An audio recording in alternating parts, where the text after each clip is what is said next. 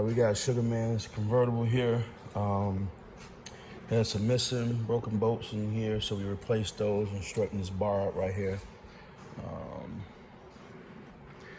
The old front header bowl was completely rotted out, so we had to put a new bowl in the front because there was no place to.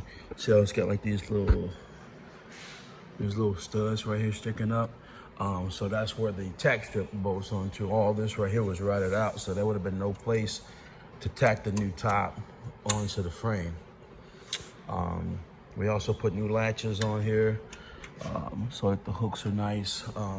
We haven't gotten to it yet, but we're getting ready to start sanding all of this frame down so it looks, you know, nice and fresh. Change out the cables. We'll paint the underside of the frame so everything on the inside will look nice, fresh black. This bow right here, we gotta get these staples out. We might have to replace a little bit of tack strip on the end of here. And this rear bow down here is usually a lot of times pretty bad. Especially if this car was ever in a place where water got in, I'm not sure.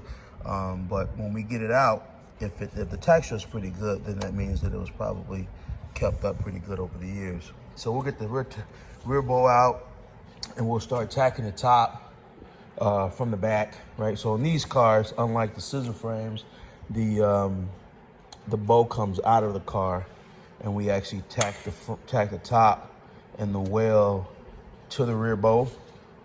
And then we set the rear bow back in the car, pull the window up, tack the window, and then take it to the front, latch the cables in on the side after we put the padding up on top.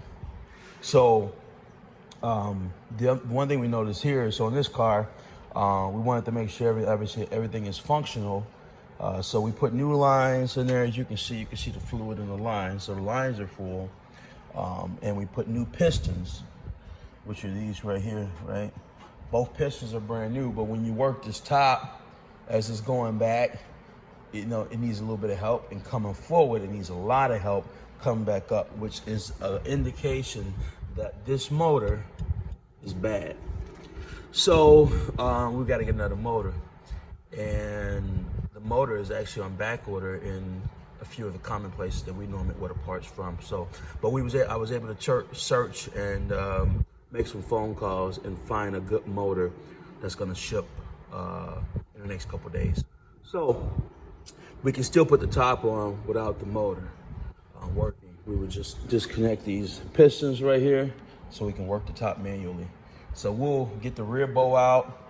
We'll work the top manually to get the top back in. We'll leave the well liner open just so we can have access to the motor. So when the new motor comes in, the top will already be on. We can change out the motor and then hook the pistons back up. And at that point, the top will be fully functional. So a lot of times on these convertibles, you know, the A bodies, the scissor frames, you know, there's usually more to it than just replacing the top of the window. That's why sometimes, you know, I like to see cars and get into them. The price can fluctuate because, you know, you can't see the tack strip with the top on. You know, the front tack, there's three. You got the front tack strip, you got this tack strip, you got the rear bow, actually four, and you got the little small section right here. You can't see any of that with the top on, you know, so you also can't see, you know, if there's bad metal. Like I could pull this out, and I know that's not the case because I can kind of tell, but I could have pulled this out or got to this point of the car and the whole bow was rotted out. In fact, we had a couple of them like that where you pull the bow out, the bow was pretty much ready to fall apart. And then, you know, you got to go back to the customer, you know, at that point and say, hey, you need a rear bow. It's going to cost this. So that's why a lot of times we'll say, okay, well, it could be this, and that. This is what we know you need. As we get into it, if there's anything else going on, we'll let you know. All right, so We got the new motor in. We've already bled the lines and everything. As you can see, there's fluid in the lines. There's a bleeding process where you got to take the pistons out and work the motor back and forth while filling it until you get the fluid all the way filled up. So we've got the fluid filled up on this one. So now let's just see if it's working. So that's all the way closed. We're gonna let it back. Boom. This is something that she was not doing before.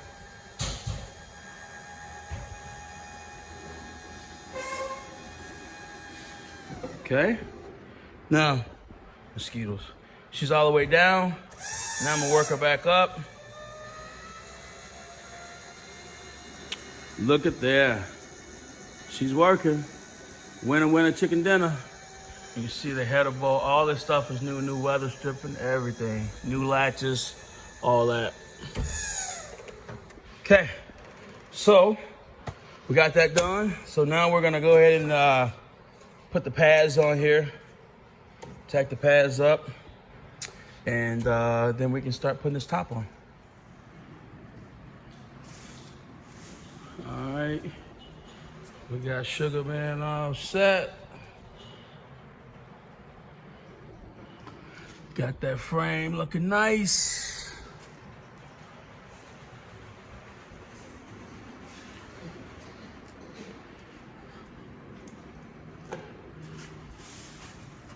Top is done, ready to go. Y'all seen the process. We'll put the pads on, well liner, need a new motor, new pistons, new lines, everything. But now she go back and forth like a champ.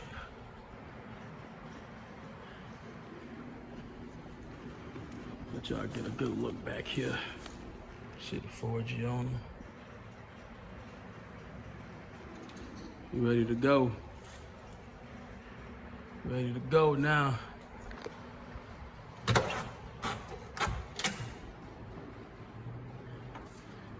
Got them Oldsmobile flow mats in there on them.